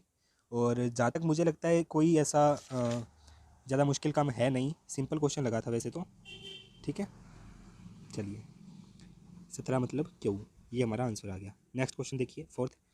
ये एक नया पैटर्न, जैसे ही पहले हमने आपको स्पेशल वाले में दिखाया था वैसा ही एक और है। इसमें क्या बताया गया है, वही चीज़ सेम, दिए गए शब्द में ये जो वर्ड दिया गया है उन दो अक्षरों का यानी उस युग्म का कपल का पता लगाएं जिनके बीच अंग्रेजी वर्णमाला में समान पदों की संख्या है। जैसा कि मैंने आपको पहले बताया कि जिस तरह से अल्फ़ाबेट्स में किन्हीं दो के बीच में जितना डिफरेंस है, सेम वही डिफरेंस अगर गिवन वर्ड में मिलता है तो वो कितने जोड़े बनते हैं, वो हमारा आंसर है। तो जब हम इस एडवर्टाइज को देखते हैं, इस वर्ड को देखते हैं, तो हम एक एक करके सभी वर्ड्स को देखते हैं। सबसे पहले तो हम ए को देखते हैं, तो ए के पास में क्या है, डी, और ए और डी के बीच में डिफरेंस होता है, यानी ये कपल नहीं है। इसके बाद में हम बात करते हैं ए और ई की, ई जो ये दिया हुआ है फोर्थ में, तो ए और ई के बीच में होते हैं 3 अक्षर, जबकि यहाँ पे हैं 2, तो ये भी हमारा सही नहीं है। उसके अलावा ए आर तो है नहीं, और ए टी भी नहीं, और इसके अलावा आर और टी देखे तो बीच में एस होता है, ये भी नहीं है। एस और टी देखे तो इनके बीच में डिफरेंस नहीं होता है, ये भी नहीं है। और इसके अलावा डी और ई इनके बीच में डिफरेंस होता है, वो भी नहीं है। टी और वी की बात करें तो इनके बीच में यू आता है, वो भी नहीं है। U V, S T U V, ये भी नहीं है। सभी जोड़े हमने देख लिए, लेकिन हमें क्या है, कोई नहीं देखा, तो एक बार हम इसे इरेज करके फिर से देखेंगे सभी। हम देखें ए और डी नहीं, डी और ई के बीच में भी कहीं नहीं बन रहा है, क्योंकि इनके बीच में डिफरेंस ज़्यादा है, ठीक है। वी की बात करें तो वी के आसपास आर है, तो इससे भी दूरी ज़्यादा है, ये नहीं है। टी के बाद में ए की डिफरेंस होता है टी और वी में, तो ये भी नहीं है। इसके अलावा ई और आई की बात करें तो एफ जी एच 3 अक्षर होते हैं, ये भी नहीं है। तो डी की बात करें, D E F G H I, ठीक है, इरेज करिए इसे। डी और जब आई देखेंगे आपको पता चलेगा कि डी और आई के बीच में जो है ई एफ जी एच 4 टर्म्स होती हैं, ठीक है। और इस वर्ड में हमें क्या दिख रहा है, डी और आई के बीच में एक वी ई आर टी, यानी 4 अक्षर इसके बीच में है। यानी इस वर्ड में, एडवर्टाइज में, एक ऐसा जोड़ा है, इस एडवर्टाइज वर्ड में एक ही ऐसा जोड़ा है जिसके बीच का डिफरेंस जो है वही है जो कि अंग्रेजी वर्णमाला में होता है। तो इस तरह से ये क्वेश्चन आप सोल्व कर पाओगे। और ये जो वर्ड वाले क्वेश्चन है, जिसको मैंने ऊपर आपको हेडिंग आपने देखी होगी रेड डॉट वाली, वर्डल लिखा था, वर्डल मैंने जस्ट ऐसे ही रैंडमली लिख दिया था, ऐसा कुछ नहीं है। तो आप इस क्वेश्चन को जब सोल्व करोगे, आप ज़्यादा से ज़्यादा जैसे वर्ड देखोगे और आप ज़्यादा से ज़्यादा सोल्व करोगे तो ईजिली आप इसको कर पाओगे, कोई दिक्कत नहीं आएगी, ठीक है। तो इस तरह से ये कुछ पैटर्न्स हैं, स्पेशल पैटर्न्स। इससे पहले भी आपको कुछ 5-7 एग्जाम्पल करवाए हैं और 5 ही आपको क्वेश्चन दिए हैं, ठीक है। ये 5th क्वेश्चन है जो आ गया, ये आप करके दिखाइएगा मुझे, ठीक है। हालांकि ये अर्धांश वाला क्वेश्चन मैंने डाल दिया है लास्ट में, डालना तो नहीं चाहिए था। अर्धांश वाला जैसे मैंने आपको बताया था कि ए से एम एक मान लीजिए और एन से जेड तक दो मान लीजिए, एक और ये सेकंड, तो दो अर्धांश मान लिए। उसमें मैंने आपको बताया था कि इसमें कभी कभी क्वेश्चन बनते हैं कि पहला जो अर्धांश है ए से एम तक, उनको तो एज इट इज़ ए से एम की तरफ ही लिखा है, जबकि जो दूसरा अर्धांश है जो एन से जेड है उसको हमने उल्टा लिख दिया है। जैसे हमने पहले क्वेश्चन किया था, हमने कंप्लीट जो अल्फ़ाबेट्स है उनको उल्टा लिखा था, यानी जेड से ए की तरफ हमने गिनती की थी। लेकिन अब जो हम कर रहे हैं वो ए से एम तो सीधा रहेगा, जबकि जो एन से और जेड की तरफ है उसको हमने उल्टा लिख दिया है। इस क्वेश्चन में देखिए क्या लिखा हुआ है। सबसे पहले तो ये लिखा है कि यदि अंग्रेजी वर्णमाला के प्रथम अर्धांश को विपरीत क्रम में लिखा जाए, यानी ये कह रहा है कि ए से एम तक है उसको उल्टा लिख दिया जाए, और जो सेकंड अर्धांश है उसको एज इट इज़, यानी हमारी जो टोटल जो सीरीज़ बनेगी वो ये बनेगी कि पहले तो एम से ए की तरफ लिखा हुआ है, यानी एम एल के जे आई इस तरह से करते ए तक लिखा है, यानी आधा अर्धांश तो उल्टा है, और दूसरा एज इट इज़ लिखा है, यानी ए के बाद जो है वो N O P Q R इस तरह से जेड तक लिखा हुआ है। तो ये हमारी जो है सीरीज़ बन जाएगी। और उसके बाद इस पर क्वेश्चन पूछा गया है, पहला क्वेश्चन है, और पहला क्वेश्चन पूछा ये है कि बताइए कि बाएं से, किसके बाएं से, ये जो हमारी सीरीज़ बनी है, जो सीरीज़ स्टार्ट किससे हो रही है, एम से, ठीक है। यहाँ मैं लिख के दिखाता हूँ आपको, एक मिनट रुकिए। यहाँ पे देखिए, उसने कहा, हमें सबसे पहले तो ये पता है कि दो अर्धांश कौन कौन से होते हैं, ए से एम और एन से जेड, ये दो अर्धांश होते हैं। इस क्वेश्चन में हमें उसने हमें क्या कहा हुआ है, उसने कहा है कि जो पहला अर्धांश है ए से एम, इसको उल्टा लिखा गया है, यानी एम एल के इस तरह से लेके और ए तक लिखा गया है। उसके बाद ये जो सेकंड अर्धांश है इसको एज इट इज़ लिखा गया है, यानी एन से ये लेके जेड तक चल रहा है। अब उसने हमसे पूछा क्या है कि ये जो नई सीरीज़ बनी है, ये क्या सीरीज़, एम एल के इस तरह करते करते करते करते एन से जेड, जेड तक सारी ये जो सीरीज़ बनी है, इसमें उसने हमसे पूछा है कि क्या पूछा है, बाएं से सातवां अक्षर। सेम भाई, बाएं से सातवां, यानी हमारे लिए तो बायां दायां वही रहेगा, चाहे सीरीज चाहे उल्टी हो, टेढ़ी हो, आड़ी हो, हमारे लिए लेफ्ट राइट वही रहेगा। तो उसने क्या कहा है कि ये जो नई सीरीज़ बनी है इसमें बाएं से कितनेवां, सातवां अक्षर, बाएं से सातवां, और उस सातवें के दाएं से पाँचवां अक्षर, ठीक है। यहाँ पे देखिए, उसने कहा कि बाएं, ये जो नई सीरीज़ बनी इसके बाएं से सातवां, यानी मैं यहाँ पे इसको क्लियर लिख लेता हूँ एक बार, फिर आप देखिए। एम से है, एम आता है, देन एल आता है, के आता है, जे आता है, आई आता है, और एच जी एफ ई इस तरह से, ठीक है। तो आगे ये जाते जाते एन और जेड से ले जेड तक आएगा, ठीक है। तो उसने हमें कहा था कि 22 से सातवां पद, यहाँ हम देखेंगे 1 2 3 4 5, 1 2 3 4 5 6 7, यानी सेवन्थ टर्म तो हमें ये मिल गई सीरीज़ की, ये जो हमें सीरीज़ बनी है। और उसके बाद उसमें पूछा है कि ये जो सेवन्थ टर्म मिली है उस टर्म के राइट साइड, दायां लिखा है, राइट साइड पे पाँचवा अक्षर, यानी ये जो हमें टर्म मिली है इसके दाईं ओर, इसका दायां ये होगा, ठीक है, लेफ्ट ये होता है। तो इस टर्म के राइट साइड का पांचवा अक्षर उसने पूछा है, तो वो पांचवा अक्षर क्या आ जाएगा, एफ ई, टू दो हो गए, इसके अलावा डी सी और बी, यानी बी जो है वो हमारा आंसर हो जाएगा इस क्वेश्चन का। क्या मैं सही कह रहा हूँ? और इस तरह से आपके जो हैं कुछ अच्छे क्वेश्चन हैं यहाँ पे आपको मिल रहे हैं। तो अभी मैं आपको प्रैक्टिस के लिए तो इस स्लाइड के अंदर मैंने कोई क्वेश्चन ऐड नहीं किया है। आप अभी क्या करेंगे, इसमें यहाँ पे आपको जो भी एग्जाम्पल मिले हैं या फिर क्वेश्चन देखने को मिले हैं, उसी क्वेश्चन को आप बिना वीडियो देखे सोल्व करने की कोशिश करेंगे। जैसे अभी आपने वीडियो में बेसिक समझ लिया कि अल्फ़ाबेट्स क्या होते हैं और किस तरह के क्वेश्चन बनेंगे अल्फ़ाबेट्स में, और अल्फ़ाबेट्स को आप किस तरह एनालाइज करेंगे, क्या फॉर्मूलास रहेंगे, क्या शॉर्टकट्स रहेंगे, और सबसे मेन चीज़ यही है कि आप खुद से क्वेश्चन करेंगे तब आप आसानी से इसे कर पाएंगे। तो मेरे ख्याल से आज के लिए इतना काफ़ी है, ठीक है। आज हमने काफ़ी कुछ पढ़ लिया है, ठीक है। तो मिलते हैं नेक्स्ट वीडियो में। और दोनों बुक्स की पीडीएफ टेलीग्राम पे अवेलेबल है। इससे पहले जो हमने नंबर सीरीज़ किया है, अगर आपने अभी तक उसे नहीं किया है कंप्लीट, तो नंबर सीरीज़ को कंप्लीट कर लीजिए। और इसके अलावा अब आप टेलीग्राम पे जुड़ेंगे तो वॉइस ऐप की वहाँ पे लिंक दी हुई है और क्लास आईडी दी है, तो वॉइस ऐप को आप ज़रूर ज्वाइन कर लीजिए। वहाँ पे every Sunday current affairs test होगा। इसके अलावा जैसे ही हम कोई भी चैप्टर क्लियर करते हैं, मान लीजिए रीजनिंग का जैसे हम नंबर सीरीज़ का कर लिया, अब हम जैसे अल्फ़ाबेट्स का करेंगे, तो अभी जो सैटरडे होगा, अभी जो सैटरडे आएगा, आज तो मंडे है, तो सैटरडे को हम इसी चैप्टर का जो है टेस्ट लेंगे।